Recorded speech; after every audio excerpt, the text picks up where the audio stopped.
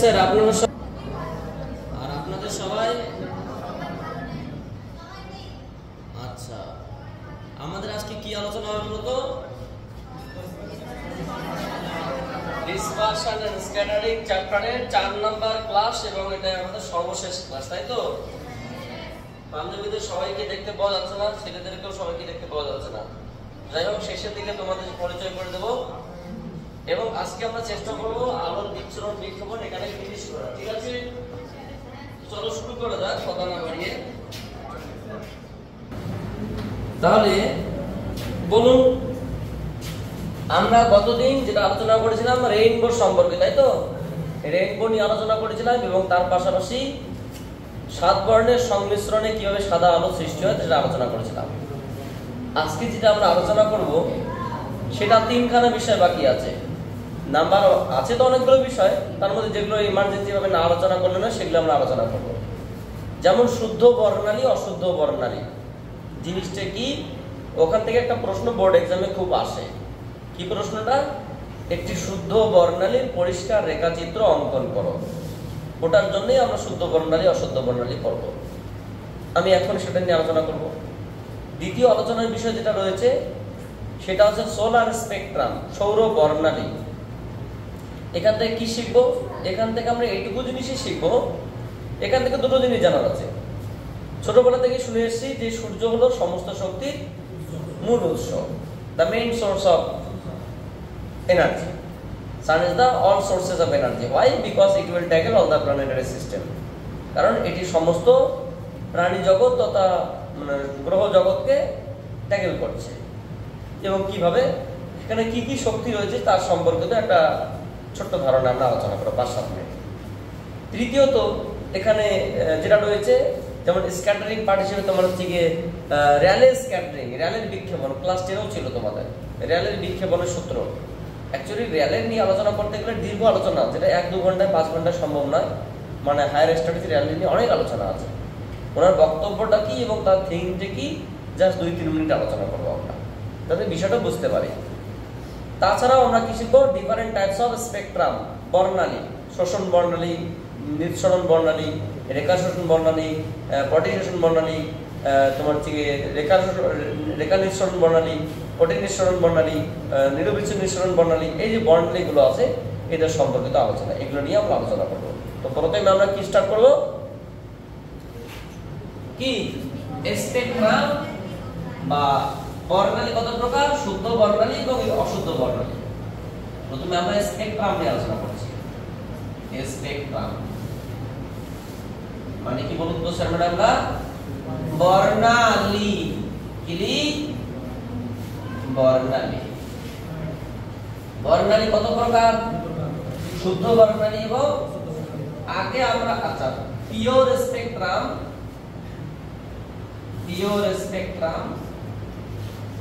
বা শুদ্ধ বর্ণালী আর একটা কি ইমপিওর স্পেকট্রাম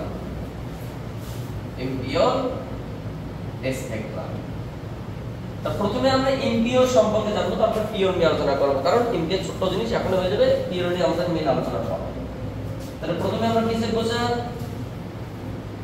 ইমপিওর স্পেকট্রাম মানে কি অশুদ্ধ বর্ণালী আচ্ছা তোমাদের প্রশ্ন হতে পারে স্যার অশুদ্ধ বর্ণালী জিনিসটা কি যদি একটু বলতেন সংজ্ঞাটা অশুদ্ধ বর্ণালী কি যে বর্ণালীতে একটি বর্ণের আলো অন্য বর্ণের আলোর উপর মিশে যাওয়ার ফলে প্রতিটি বর্ণকে আর সুস্পষ্টভাবে দেখতে পাওয়া যায় না মানে আমাদের কাছে অস্পষ্ট হয়ে যায় সেই বর্ণালীতে কি বলা হয় অশুদ্ধ বর্ণালী কি বললাম যে বর্ণালীতে একটি বর্ণের আলো অন্য বর্ণের আলোর উপর উপরিপাতনে হওয়ার ফলে বা পরস্পরের সঙ্গে মিশে যাওয়ার ফলে প্রতিটি বর্ণকে আর স্পষ্টভাবে দেখতে পাওয়া যেটা বললাম সেটা লিখছি যে বর্ণালীতে একটি বর্ণের আলো অন্য বর্ণের আলোর উপর অন্য বর্ণের আলোর উপর করার ফলে প্রতিটি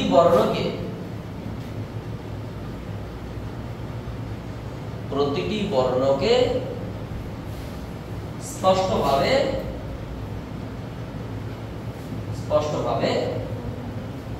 দেখতে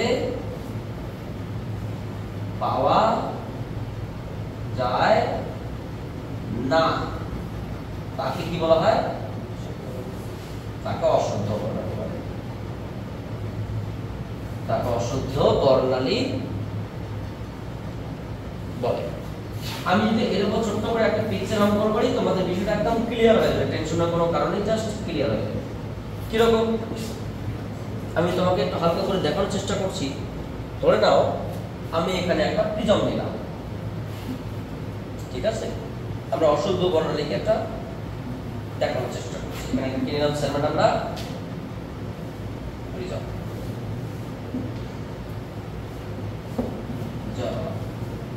আমার হাতটা প্রচুর নড়ছে। প্রিজমটার নাম এক্স ওয়াই জেড। প্রতিসরক কোণকে আমরা কি দিয়ে প্রকাশ করেছি? সাপোজ এ। এই প্রিজমের উপর কি পাঠালাম? আমরা আলো পাবো। কি আলো? সাদা আলো। এটা একটা আলো, আমরা এখানে একটা আলো পাবো। এটাও সাদা আলো, এটাও সাদা আলো। বলুন তো স্যামাটামটা এবার কি হবে? 7 বর্ণে বিভাজিত হবে। Very good. তাহলে এই আলোটা প্রথমে বিভাজিত হয়ে 7 বর্ণ হবে, কারণ এটা লাল, এটা দেখুন এও একটা বিভাজিত হবে, কারণ এটা লাল এবং এটা দেখুন। এখানে একটা পর্দা নিলাম, যেখানে আমরা হিসাব নিকেশটা দেখবো যে কি ঘটনা ঘটলো। এটা স্ক্রিন, স্ক্রিন বা পর্দা। এই লালটা আবার বাঁধবে, তাই না? লালটা আবার, বেগুনটা বাঁধলো, পরে লালটাও কিছুটা বাঁধলো আবার, এবং বেগুনিটা বাঁধলো। সব থেকে যেটা বলার বিষয়, এখানে আনন্দের বিষয় বা সব থেকে যেটা ডিসকাশনের বিষয়, তাহলে এই যে সাদা আলোটা পাঠালাম, সেই সাদা আলো কয় ভাগে বিভাজিত হলো? 7 বর্ণে। এটা কি লাল, এটা কি বেগুনি, তাহলে এটার জায়গা কতটুকু? আবার এও 7 বর্ণে বিভাজিত হয়েছে। এটা ধরো তোমার লাল আর প্রাইম, এটা বেগুনি ডি প্রাইম, তাহলে এর জায়গা কতটুকু? তাহলে একটা জিনিস পরিষ্কার করে বোঝার চেষ্টা করো, এই আলোটা যখন বিভাজিত হয়ে গেল তখন 7 বর্ণ, মানে এইটুকু জায়গার মধ্যে বেনিয়ার সহকলা আছে, আবার এইটুকু জায়গার মধ্যে বেনিয়ার সহকলা আছে। তাহলে একটা বিষয় যে উপরের রশ্মিটা এইটুকু জায়গার বেগুনি নীল আকাশের মধ্যে এর লাল কমরা ইয়েলো হয়তো মানে এর কিছু যুক্ত হয়ে আছে, মানে এই জায়গাটা এক্স্যাক্টলি কারা আছে সঠিকভাবে বোঝা যাবে না। কেন? যে বর্ণালীতে একটি বর্ণের আলো অন্য বর্ণের আলোর উপর মিশে যাওয়ার ফলে প্রতিটি বর্ণকে স্পষ্টভাবে দেখতে পাওয়া যায় না। এই জায়গাটা স্পষ্ট, এই জায়গাটা স্পষ্ট, কিন্তু এই জায়গাটা অস্পষ্ট। এই বর্ণালীকে বলা হবে অশুদ্ধ বর্ণালী। এটা আমাদের দরকার নেই, পরীক্ষা আসবেও না। যদি আসে শুদ্ধ বর্ণালী আসবে, এবং ওটাই আমাদের শিখতে হবে। তাহলে আমাদের পরবর্তী টপিকের নাম কি? পিওর স্পেকট্রাম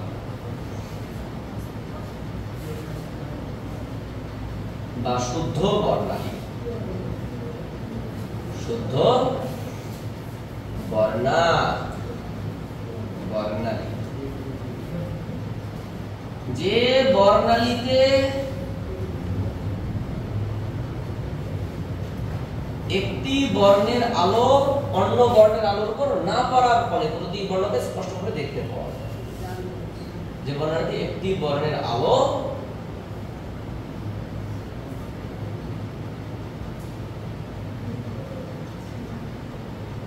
অন্য বর্ণের উপর না পড়ার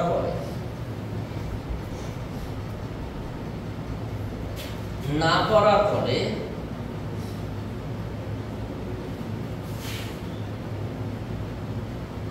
প্রতিটি বর্ণকে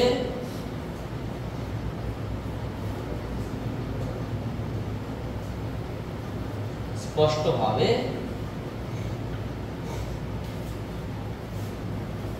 দেখতে পাওয়া যায় তাকে শুদ্ধ বর্ণালী বলে। সংজ্ঞা থেকে মানে হচ্ছে ছবিটা খুব ইজি হবে, কিন্তু ছবিটা অনেকটাই একটু হার্ড। মানে এটাই কিন্তু পরীক্ষায় প্রশ্ন আসে, যেটা প্রশ্ন আমি যে পিকচারটা অঙ্কন করবো এটাই কিন্তু তোমাদের এইচএসএ বা বোর্ড এক্সামের কোশ্চেন পরিষ্কার করে তোমাকে বলে দিলাম, ঠিক আছে? পরীক্ষা প্রশ্নটা কি আসে, একটি পরিষ্কার রেখাচিত্রের সাহায্যে শুদ্ধ বর্ণালীর রেখাচিত্র অঙ্কন করো। মানে আমরা যে ছবিটা এখানে আঁকবো সেই ছবিটাই বোর্ড এক্সামে আসে, আর এই ছবিটার জন্যই আমরা এই ফটোপিকটা বানালাম, তাহলে এই ছবিটা না পড়লে চলবে। কি বলে বুঝতে পারবে? তোমার টেস্ট পেপারে অ্যাভেলেবল দেখতে পাবে, একটি পরিষ্কার রেখাচিত্রের সাহায্যে শুদ্ধ বর্ণালীর বর্তমানের চিত্র অঙ্কন করো। সেটা আমরা এখন আঁকবো, টেনশনের কোনো কারণেই দেখো। তাহলে এটা একটা উৎস, এটা একটা লেন্স। এই লেন্সটার নাম কি স্যার ম্যাডামরা? L1। এখানে একটা লেন্স নিয়েছি, এই লেন্সটার নাম কি? L2। তাহলে L1 এবং উৎস কোথায় থাকবে? এই লেন্সের ফোকাস পয়েন্টে থাকবে, মানে এইটুকু দূরত্ব কত? F1। মানে এর ফোকাস বিন্দুতে থাকবে উৎস, যাতে করে রশ্মিগুলো আছে সমান্তরাল। এরা কি আলো? এরা সাদা আলো। কি আলো? এরা সাদা আলো। সাদা আলো গিয়ে ভেঙে কি হলো? বেনিয়া সহ 7 বলে দিল, বেনিয়া সহ বলা। এটাও বেনিয়া সহ বলে, এটা বেনিয়া সহ। তবে আমাদের কি মনে রাখতে হবে? লালে লালে প্যারালাল, বেগুনি বেগুনি প্যারালাল। হয়তো আমার এখানে প্যারালাল হয়নি, বেগুনি বেগুনি বা লালে লালে, চেষ্টা করো তোমরা প্যারালাল করো। বুঝতে পারলে কি বললাম? আবার এখান থেকে লাল বেরোবে, কিছুটা বেঁকে যাবে, এখান থেকেও লাল বেরোনোর সময় কিছুটা বেঁকে যাবে, কিন্তু এখানেও তারা হবে প্যারালাল। এবং দুজন মিলে একটা জায়গায় গিয়ে তারা মিলিত হবে লেন্স দ্বারা প্রতিসরণের পর। তাহলে এই পর্দাটা কোথায় থাকে বলো তো? ঠিক লেন্সের ফোকাস তলে। কোন তলে? তাহলে এই পয়েন্টের নাম কি? Red colour. লালে লালে প্যারালাল। এটা কি বলুন তো স্যার ম্যাডামরা? স্ক্রিন বা পর্দা। আবার বেগুনি, এখানে কিছুটা বাঁকলো, এও কিছুটা বাঁকলো, কিন্তু এরা হবে প্যারালাল। যে দুটো এখান থেকে বেরোলো তারা কি হবে? আবার এরা দুজন পর্দার উপর একটা বিশেষ পয়েন্টে গিয়ে মিলিত হবে। এই সেই পয়েন্ট, এই পয়েন্টে গিয়ে তারা মিলিত হবে। এই পয়েন্টের নাম কি? বেগুনি। তার মানে কি মাঝখানে আরো কালার গুলো আছে, এখানে বেনিয়া সহ কলা, মানে এখানে বেগুনি থেকে নীল পরিষ্কার ভাবে উঠেছে, কেউ কারোর সঙ্গে মিশবে না। এটাই তোমাদের হচ্ছে কি একটি শুদ্ধ বর্ণালীর পরিষ্কার রেখাচিত্র। জাস্ট 2-3টা পয়েন্ট এখানে মনে রাখতে হবে। আমি তোমাদের পয়েন্টগুলো বলে দিচ্ছি, তারপরে তোমরা চিত্রটা আঁকবে, টেনশনের কোনো কারণ নেই। নাম্বার 1 পয়েন্ট, এটা উৎস, এটা পর্দা। নাম্বার 2 পয়েন্ট, অবশ্যই একটা প্রিজম থাকবে। প্রিজম দুটি লেন্সের মাঝখানে কোন জায়গায় থাকবে সেটা কোনো ফ্যাক্টর নয়। ফ্যাক্টর লেন্সের এর ফোকাস বিন্দুতে থাকবে উৎস, আর এই লেন্সের ফোকাস তলে থাকবে পর্দা। তাহলে এই দূরত্বটা এই লেন্সের ফোকাস দূরত্ব, এই দূরত্বটা এই লেন্সের ফোকাস দূরত্ব। এর তোমার হচ্ছে কি বলে প্রিজম কোথায় আছে, সামনে পিছনে একটু এগিয়ে পিছিয়ে, এটা ফ্যাক্টর নয়, এটা তোমার ইচ্ছা। আর কি ইনফরমেশন? তাহলে এটা একটা ইনফরমেশন, একটা ইনফরমেশন। এখান থেকে যে রশ্মিগুলো গেল প্রিজমের মধ্যে পড়লো, প্রিজম থেকে যে বেরিয়ে সহকরা সৃষ্টি হবে, তখন এখানকার প্রত্যেক সেম কালার প্যারালাল ভাবে যাবে। যেমন লালে লালে প্যারালাল, বেগুনি বেগুনি প্যারালাল, হলুদ হলুদ প্যারালাল, গ্রিন গ্রিন প্যারালাল। লালে লালে যখন গিয়ে একটা জায়গায় মিলিত হবে, তখন একটা পয়েন্টে মিলিত হবে। মানে একটার সঙ্গে আরেকটা মিক্সার হবে না, বিশেষ বিশেষ পয়েন্টে মিক্সার হবে। সো এটা কি শুদ্ধ বর্ণালী একটা পরিষ্কার রেখাচিত্র অঙ্কন করে নাও, আমরা পরবর্তী ইনফরমেশনে আসছি, টেনশনের কোনো কারণে, জাস্ট ওয়েট। তাহলে আমাদের আরো তো অনেক টপিক বাকি আছে, আমরা এখন কি বলবো? সৌর বর্ণালী বা সোলার স্পেকট্রামটা কি? সোলার স্পেকট্রামটা কি? দেখো অ্যাকচুয়ালি এখানে সৌর বর্ণালী নিয়ে অনেক ব্যক্তি আলোচনা করেছে, যেমন বিজ্ঞানী ফ্রনহফার, বিজ্ঞানী টলুরিক, তো বিজ্ঞানী কিরশফ, এরা অনেকেই সৌর বর্ণালী নিয়ে ডিসকাশন করেছে। ডিসকাশন করে কি বলছেন যে, এবং আরো অনেক আমরা দেখেছি যে সূর্য থেকে আলো এসে পৃথিবীকে আলোকিত করে রাখছে এবং সারা সৌর জগৎকে আলোকিত করে রাখছে, সেই সূর্যের গায়ে নাকি 11খানা কালো দাগ আছে। যে সূর্য আলো দিয়ে আমাদেরকে আলো করে রেখেছে, সেই সূর্যের গায়ে নাকি 11খানা কালো দাগ আছে। এই কি ধরনের আচরণ! ওরা ভুলভাল, ওরা কি সূর্যের গায়ে গিয়েছে, না গিয়ে ভুলভাল বক্তব্য বললো আর আমরা পৃথিবী থেকে মেনে নিলাম। এটা কি করে সম্ভব? এই 11খানা কালো দাগকে এ থেকে কে দ্বারা প্রকাশ করা হয়? কি দিয়ে? এ থেকে A, B, C, D, E, F, G, H, I, J, K. মোট কয়খানা? 11খানা। কালো দাগগুলোকে এ থেকে কে দ্বারা প্রকাশ করা হয়। এগুলোকে কি বলা হয়? ফ্রনহফারের রেখা বলা হয়, বা সূর্যের গায়ে যে 11খানা কালো দাগ দেখতে পাওয়া যায় সেগুলো। অ্যাকচুয়ালি পৃথিবীতে যে শক্তি আসে সূর্য থেকে, এই সমস্ত শক্তির মূল উৎস কে? সূর্য। তাহলে সূর্যের কোন জায়গা থেকে কিরকম শক্তি আসে? সাধারণত আমরা যখন পড়তাম তখন জেনেছিলাম যে সূর্যের পৃষ্ঠের যে তাপমাত্রা আছে তার থেকে কেন্দ্রের তাপমাত্রা 5700 গুণ বেশি। ধরুন না, সাপোজ পৃষ্ঠের তাপমাত্রা x ডিগ্রি সেলসিয়াস বা x কেলভিন, তাহলে কেন্দ্রের তাপমাত্রা তার থেকে 5700 গুণ বেশি, তাহলে 5700 x ডিগ্রি সেলসিয়াস বা 5700 x কেলভিন। পৃষ্ঠের তো আর x নয়, পৃষ্ঠের কত? পৃষ্ঠের তাপমাত্রা 1.5 কোটি ডিগ্রি সেলসিয়াস। কত? সূর্যের পৃষ্ঠে, পৃষ্ঠের 1.5 কোটি না, কেন্দ্রের তাপমাত্রা 1.5 কোটি ডিগ্রি সেলসিয়াস। সূর্যের পৃষ্ঠের যে তাপমাত্রা তার 200 কোটি ভাগের 1 ভাগ তাপ আমাদের পৃথিবীতে আসে, তাই আমরা সহ্য করতে পারি না। সূর্যের পৃষ্ঠে আমাদের যেমন পৃথিবী পৃষ্ঠ আছে, এটা পৃষ্ঠের পৃথিবীর উপরে পৃষ্ঠ ছেড়ে কি শুরু হলো? পৃষ্ঠকে ছেড়ে দিলে উপরের দিকে উঠলে কি চালু হলো? বায়ুমণ্ডল। এটাকে আমরা কি মণ্ডল বলি? অ্যাটমসফিয়ার বা বায়ুমণ্ডল। ঠিক সূর্যকে পৃষ্ঠ ছেড়ে দিয়ে বাইরের দিকে একটু আসলে কি শুরু হবে? আলোক মণ্ডল, ওটাকে ফটোস্ফিয়ার বলা হয়। বুঝতে পারলে কি বললাম? আমরা যেটাকে অ্যাটমসফিয়ার বলি, সূর্যের ঠিক সূর্য নক্ষত্রটাকে ছেড়ে দিয়ে বাইরের দিকে যে ফাঁকা জায়গাটা আসলো ওর পার্শ্ববর্তী, সেটাকে ফটোস্ফিয়ার বা আলোক মণ্ডল বলা হয়। ওই আলোক মণ্ডল থেকে, যেমন বায়ুমণ্ডল, তো ওখানকার আলোক মণ্ডল থেকে যে আলো পৃথিবীতে আসে বা তাপ পৃথিবীতে আসে বিকিরণ পদ্ধতিতে, সেই তাপে 200 কোটি ভাগ যে তাপমাত্রা থাকে তার 200 কোটি ভাগের 1 ভাগ তাপমাত্রা পৃথিবীতে আসে। তাই আমাদের হাঁস ফাঁস ফ্যান চালাও, পাখনা চালাও, এসি লাগাও, হরেক রকমের ইতিহাস। 200 কোটি ভাগের 1 ভাগ। স্যার আমি গল্প বলছি না, সত্যি কথাই বলছি। কেন্দ্রের নয়, পৃষ্ঠেরও নয়, আলোক মণ্ডলে। আর ওই আলোক মণ্ডলের যে তাপমাত্রা তার থেকে কেন্দ্রের তাপমাত্রা কত? 5700 গুণ বেশি। আর সূর্যের কেন্দ্রের তাপমাত্রা কত? 1.5 কোটি ডিগ্রি সেলসিয়াস। মুখে বলা খুব সহজ, 1.5 কোটি ডিগ্রি সেলসিয়াস এখানে নয়। 100 ডিগ্রি সেলসিয়াসে ভাত রান্না হয়ে যায়, জল ফুটে টকবক করে। কেসটা কত?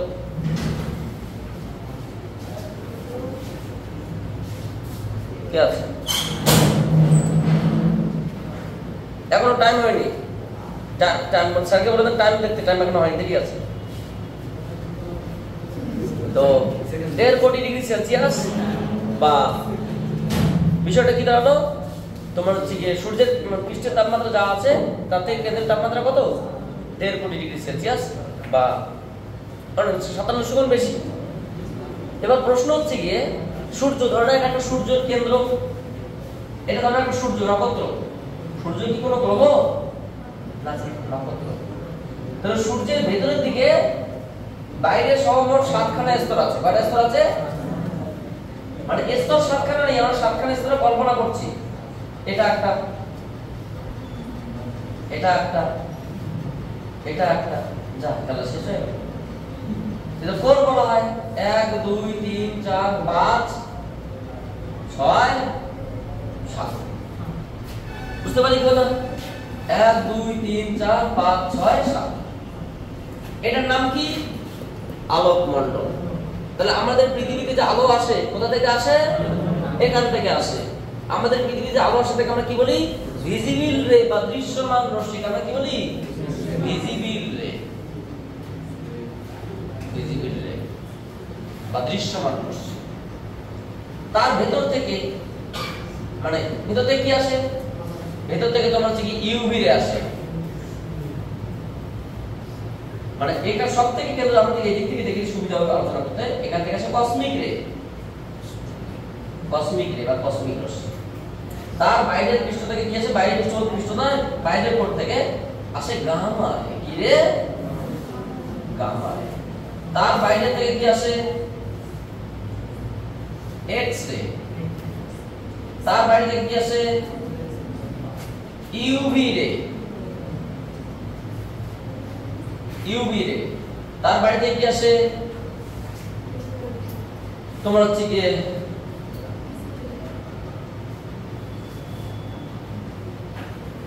ইনফ্রারেড রে, ইনফ্রারেড। আচ্ছা, ভিজিবল রে সব থেকে কেন্দ্র থেকে আছে কসমিক রে, তার বাইরে থেকে তোমার হচ্ছে কি গামা রে। মানে মোট 7টা স্তর আছে। ইনফ্রারেড রে, তারপর তোমার হচ্ছে এখান থেকে মাইক্রোওয়েভ,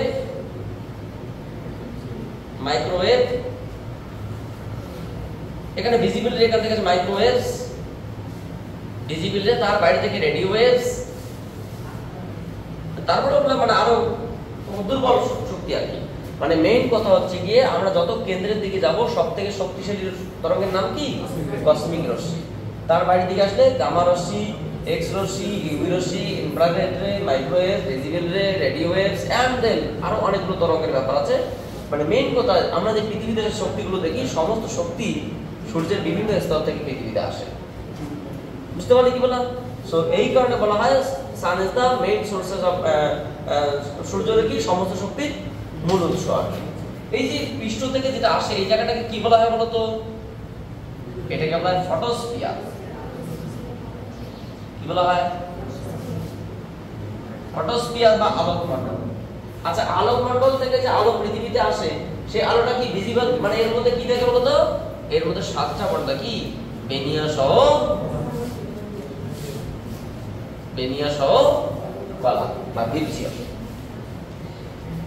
এই যে দৃশ্যমান আলো আসে সূর্যের বাইরের মণ্ডল থেকে, যেটাকে আমরা ফটোস্ফিয়ার বা যেটাকে আমরা ফটোস্ফিয়ার বা আলোক মণ্ডল বলি, যেখান থেকে পৃথিবীতে আলো আসে, সেই আলোকে যদি আমরা কোনো একটা স্পেকট্রোস্কোপি বা কোনো প্রিজমের মধ্যে পাঠাই, সূর্য থেকে যে আলো পৃথিবীতে আসে সেই আলোকে ভালো করে কভার করে যদি আমরা কোনো একটা মানে উচ্চ ক্ষমতাশীল প্রিজমের মধ্যে পাঠাই, তাহলে দেখবো কি সেই সাদা আলো ভেঙে গিয়ে কটা পর্যায়ে বিভাজিত হবে? 7 পর্যায়ে বিভাজিত হবে। এবং তার রেঞ্জ কতটা? 4000 থেকে 8000। এখানে বিজ্ঞানীরা পরীক্ষা নিরীক্ষা করে দেখেছেন সেই আলো যে আলো সূর্য থেকে আসে সেই আলোর এখানে 4000 থেকে 8000 এর মধ্যে যে 4001, 4002, 4003 এরকম মোট 8000টা 4000 অ্যাংস্ট্রম আছে। 4001, 4002 থেকে শুরু করে 8000 মধ্যে মোট কটা হাজার আছে? 4000। তার মধ্যে 11খানা তরঙ্গ দৈর্ঘ্য। ধরো তোমার 4017 নেই, 4033 নেই, মানে কোনটা নেই এক্স্যাক্টলি আমরা জানি না, বাট এক্স্যাক্টলি এরকম 17খানা তরঙ্গ অ্যাবসেন্ট আছে। এখানে পরীক্ষা নিরীক্ষা করে জানা গেল। এবং সেগুলোকে এই দিক থেকে শুরু করে এ থেকে কে দ্বারা চিহ্নিত করা যায়। এ শুরু হবে এইদিকে, কে শেষ হবে এখানে। তাহলে এ থেকে কে দ্বারা চিহ্নিত করা হয়। এবং এই কারণ তখন বলা হয় যেহেতু 4টা তরঙ্গ আসেনি, অর্থাৎ সূর্যের গায়ে নিশ্চয়ই 11খানা কালো দাগ আছে, বলে ওরা সিদ্ধান্ত নেয়। বুঝতে পারলে কি বললাম? সোলার স্পেকট্রাম আরো অনেক কিছু আছে, সেগুলো নিয়ে আমরা বিস্তারিত বলছি না, শুধু এইটুকুই জানার চেষ্টা করলাম। যেমন আমরা একটা সাদা আলোকে ভাঙলে 7 বর্ণ পাই, তেমন সূর্য থেকে যে রশ্মিগুলো পৃথিবীর দিকে আসে বা চারিদিকে যে ছড়িয়ে পড়ে সেই শক্তিগুলো যদি আমরা কোনো বিশ্লেষণ করি, তাহলে দেখবো সেখানে সমস্ত শক্তি আমরা আবির্ভাব পেয়ে যাবো, যেটাকে বলা হয় সোলার স্পেকট্রাম বা সৌর বর্ণালী। এটা তুলে নাও, আমরা এরপরে একটা বিষয় আলোচনা করছি। তো আমাদের এরকম আরো অনেক টপিক আছে। র্যালের বিক্ষেপণ বলে একটা টপিক আছে, র্যালের স্ক্যাটারিং। আচ্ছা, র্যালের বিক্ষেপণটা কি কি বলতো? র্যালের স্ক্যাটারিং, RAYLEIGH, র্যালের স্ক্যাটারিং। বা র্যালের বিক্ষেপণ। র্যালের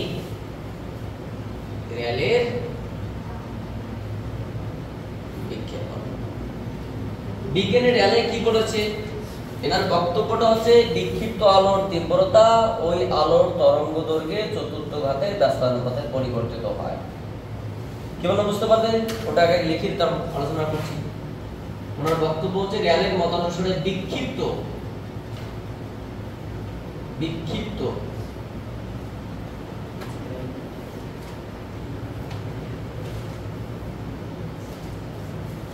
আলোর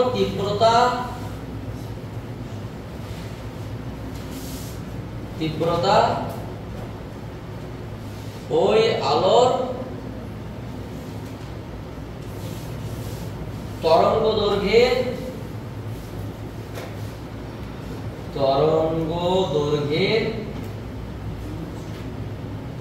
চতুর্থ ঘাতের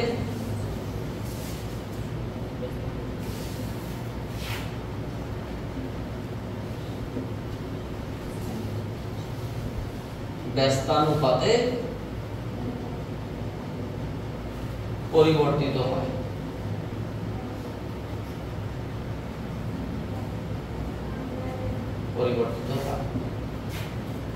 তাহলে কি বললাম বলতো?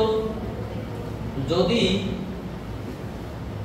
বিক্ষিপ্ত আলোর তীব্রতা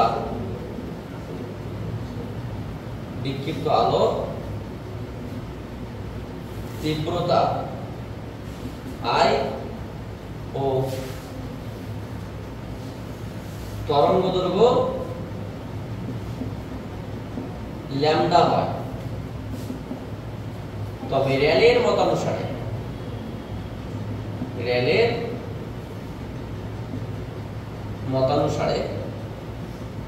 I proportional to 1 by lambda to the power 4।